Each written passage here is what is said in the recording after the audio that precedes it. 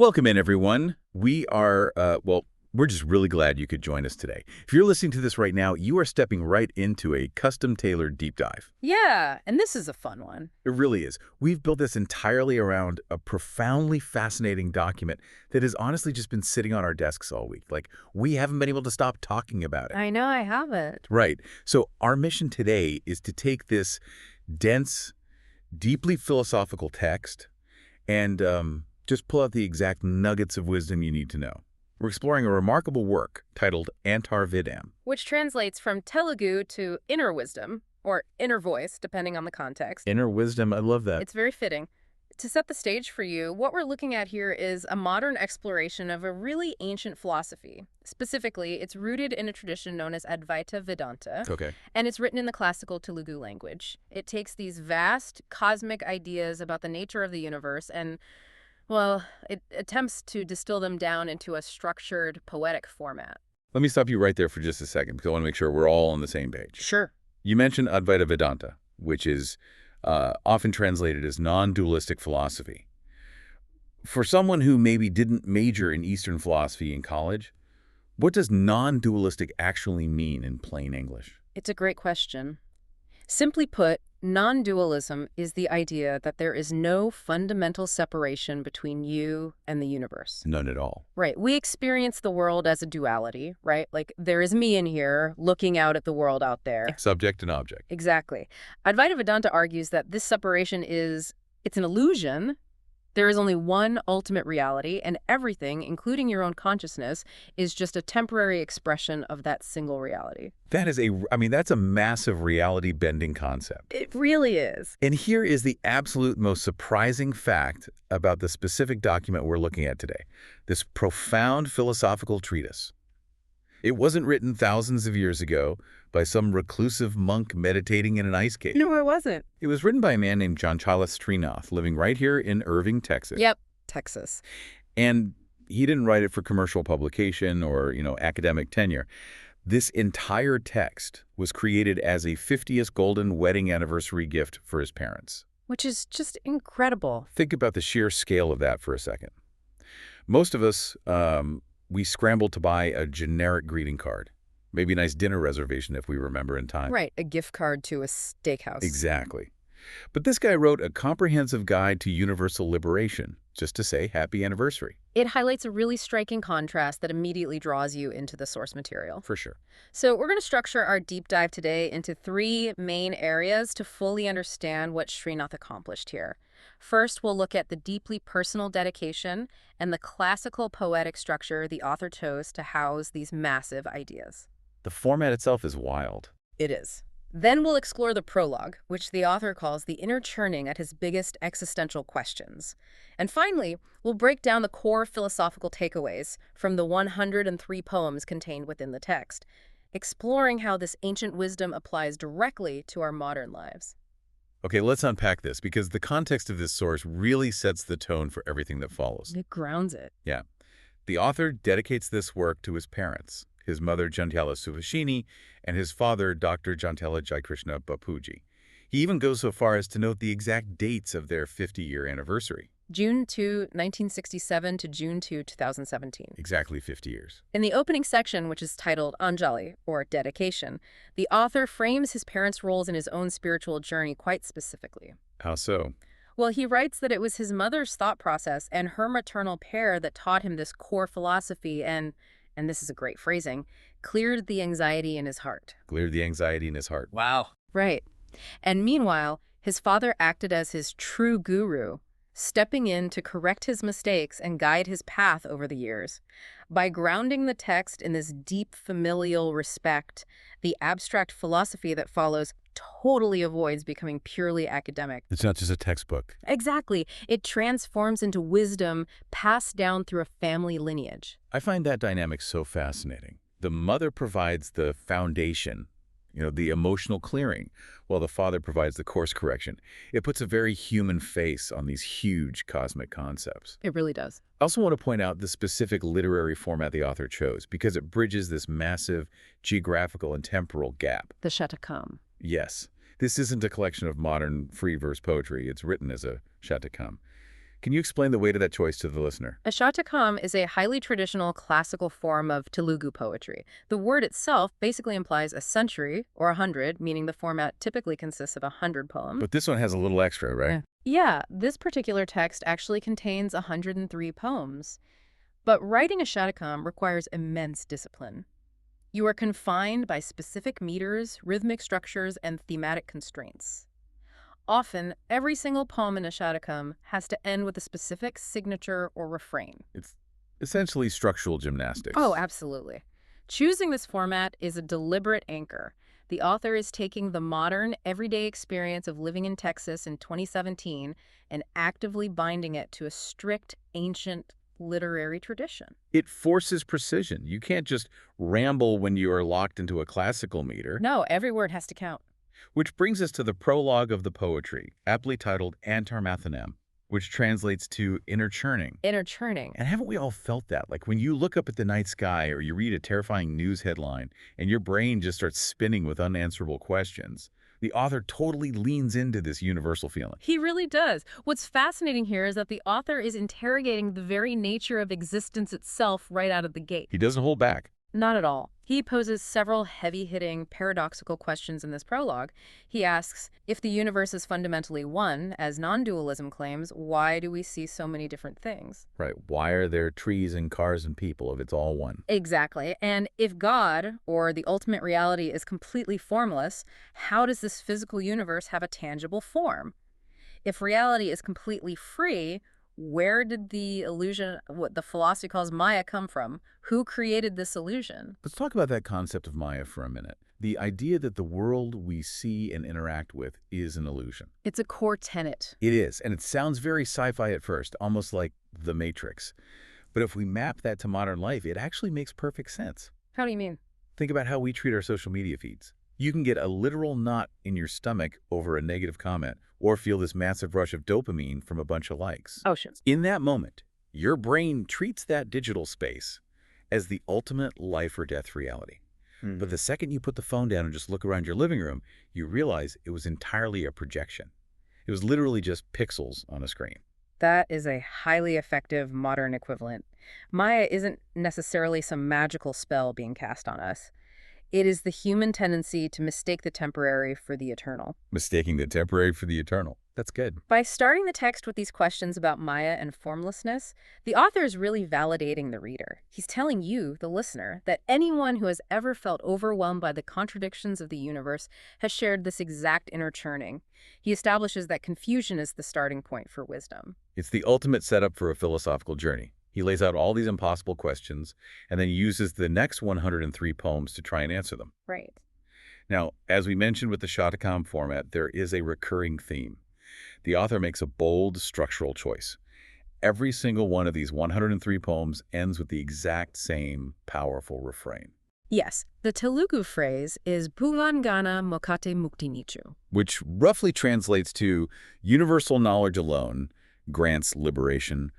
Every single poem, no matter what it discusses, circles back to this one singular truth. That refrain serves as the thesis statement of the entire work.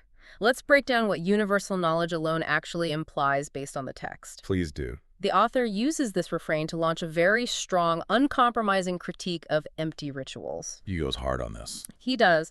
Throughout the verses, he states that outward displays of piety like strict fasting, physically wandering to different pilgrimage sites, or undertaking severe physical penances, they are completely useless if you do not know your own eternal soul. The text is actually pretty blunt about it.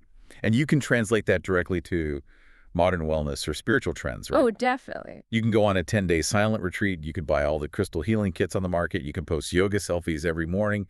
But if your mind is chaotic and you haven't done the actual inner work to understand yourself, you are entirely missing the point. You're just changing the scenery. Exactly. The truth isn't out there in a retreat center. It's inside you. The text emphasizes that the highest truth, which Advaita Vedanta refers to as the Brahman, is not an object to be acquired through physical effort or financial transaction. It is a realization to be uncovered. Uncovered, not acquired. Right. The Brahman is the formless, infinite reality we discussed earlier. If you're just performing rituals out of habit, social expectation, or let's be honest, a desire to be seen as spiritual without any inner transformation, you remain trapped in the cycle of ignorance. Here's where it gets really interesting, though. It's not just about stopping empty rituals. The author dives deep into the concept of karma, or action. This is a major pivot. It is. And he presents a view that is totally counterintuitive to how we usually think about it in the West. Very true. We generally think, do good things, get good karma. Pretty straightforward. But the author writes that even good actions, what the text calls punya karma, and bad actions, papa karma, are actually both traps if they're done with desire, because both of them cause rebirth and keep you locked in the illusion. This is a crucial, often misunderstood point in the source material. If you do a good deed simply because you want a reward, you are still binding yourself to the outcome. You're keeping score. Exactly. Let's say you donate a large sum of money to a hospital, but you only do it so they will put your name on the building and people will praise you. You are still feeding your ego. It's an investment, not a donation. Precisely. The text argues that only action performed without desire, without attachment to the results, can truly free you. You must perform your duties in the world simply because they are the right things to do, not because you want something in return. But hold on. I want to challenge that from a modern perspective. Go for it. That sounds great in a monastery, but we live in a society driven by outcomes. You do your job well because you desire a promotion to feed your family. You network because you desire career stability. Sure. If doing good things with a desire for a positive outcome is a trap, how does a modern guy living in Texas reconcile that with just surviving on a Tuesday? Well, the text isn't suggesting you stop participating in life or stop providing for your family. It is attacking the psychological attachment to the results. Okay, unpack that a bit. You can work hard at your job, but if your entire sense of self-worth collapses because you didn't get the promotion, that is the trap the author is warning against. The pain comes from the ego demanding a specific outcome. I see. Action without desire means doing the work excellently because that is the present moment's requirement, while accepting whatever outcome arises without letting it define your ultimate reality. That requires a massive perspective shift. It really does. And to help the reader grasp these massive shifts, the author uses several analogies. And honestly, visualizing these concepts makes a world of difference. The first major analogy in the text compares the universe to a dream. A very classic Advaita metaphor. Yeah. Think about it. When you are having a vivid dream, it feels entirely real. You feel genuine fear if you're being chased or genuine joy. You interact with people who seem to have their own autonomy. Right. But the moment your alarm goes off and you wake up, the dream totally disappears. You realize it was just a projection of your own mind. The text suggests our waking life is largely the same, a projection that feels incredibly dense and real until we achieve that universal knowledge and wake up. If we connect this to the bigger picture, the author uses two other very specific metaphors from classical philosophy to illustrate this non-dual reality. Let's hear them. The first is the metaphor of the ocean. Picture a vast ocean. You have massive tidal waves, tiny ripples, and little bubbles forming on the surface. They all look different, they all behave differently, and we give them different names. We say that is a wave, that is a bubble. Exactly. But what are they fundamentally? They are all just water. There is no difference in their core substance. Just water. Similarly, the text argues that all living beings, you, me, the trees, the animals, are just different manifestations of the one ultimate reality, the Brahman. We look different, but our core substance is identical. You can't separate the wave from the ocean. The wave is just the ocean doing a wave thing for a minute. That's a great way to put it. And then it crashes and returns to the whole.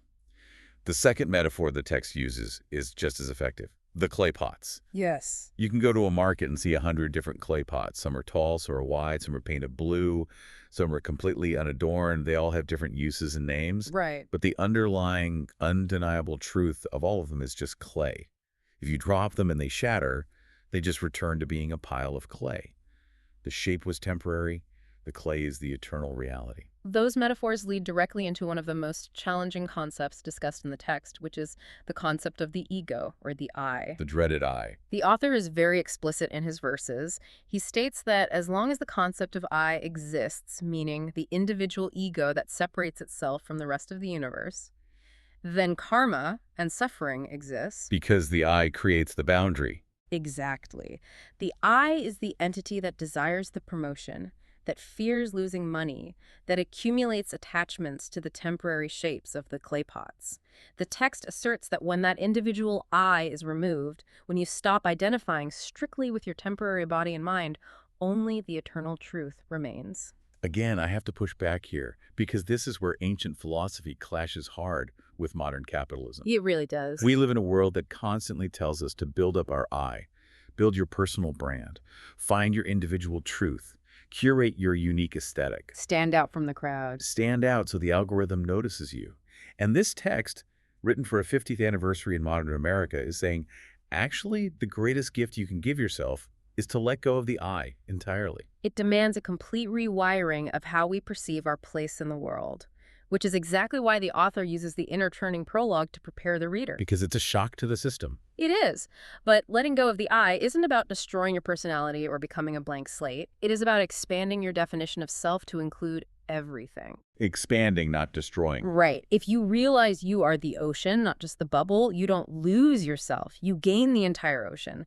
The anxiety of trying to protect your tiny, fragile bubble just disappears. That actually brings up a huge roadblock for me, though. Yeah. It's easy to sit around a microphone talking about clay pots and oceans, but how does the author suggest we actually achieve this universal knowledge in our loud, distracted daily lives? That is the practical challenge. Yeah, because the text is very clear that the focus must be on inward reflection rather than outward searching.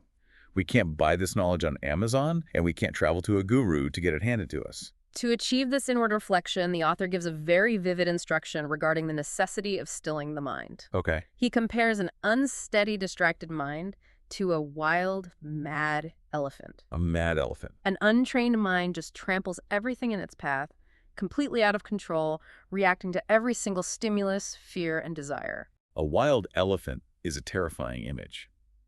Though, if I'm being honest, my distracted mind feels less like a majestic wild elephant and more like a squirrel trapped inside a busy coffee shop. That is a very modern update to the metaphor. Just bouncing from a work email to a news alert to worrying about what to make for dinner, completely unable to focus on a single profound thought.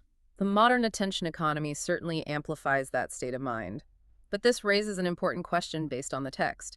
If the human mind naturally behaves like a wild elephant or a panicked squirrel, and the ultimate goal is this grand, universal knowledge of non-duality, isn't that impossibly difficult for a normal person to achieve? You'd think so. Aren't we all just doomed to be trampled by our own thoughts? You would absolutely think so, based on how much work it takes just to sit still for 5 minutes without looking at a phone.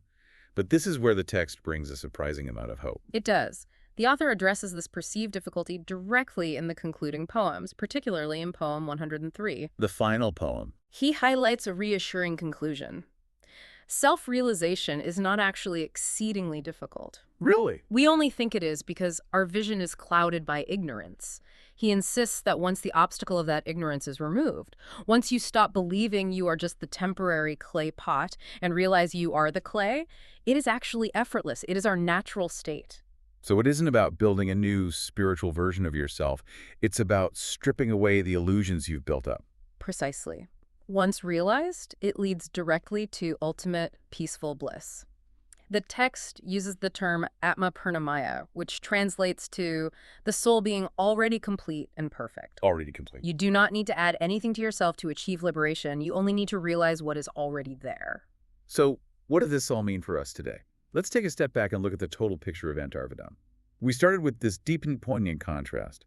A modern 2017 golden anniversary gift from a son in Texas to his parents, thanking his mother for clearing his anxiety and his father for his guidance. A beautiful tribute. But wrapped inside that personal gesture is the timeless wisdom of non-dualistic Telugu poetry. It tells us that our existential dread is normal, that empty rituals won't save us, and that our egos are just temporary illusions keeping us from realizing we are all part of the exact same ocean. The core takeaway for you, the listener, is incredibly empowering. True peace, ultimate knowledge, and spiritual liberation aren't commodities you have to go out into the world and exhaust yourself trying to acquire. You can't add them to your cart. They aren't hiding at the top of a mountain, and they aren't the result of a perfectly executed morning routine. They are already your true nature. They are sitting right there, completely intact, just waiting beneath the surface noise of your busy, wild elephant mind. It's a reminder that the profound often sits right alongside the mundane, which leaves us with a final lingering thought for you to mull over as you go about the rest of your day. Always good to have homework. We've just spent all this time dissecting a 50-year anniversary gift that managed to contain a roadmap to the secrets of the universe. It makes you wonder about the mundane things we send out into the world. Absolutely. If your true nature is already perfect knowledge, and all the stress and divisions around you are just temporary waves on a single ocean, what is the one bubble of illusion you are holding on to today that you could easily just let pop? That is a fascinating question to carry forward. Thank you so much for joining us on this deep dive. We hope it brought a little clarity to your own inner churning. Keep exploring your own inner wisdom, and we'll catch you next time.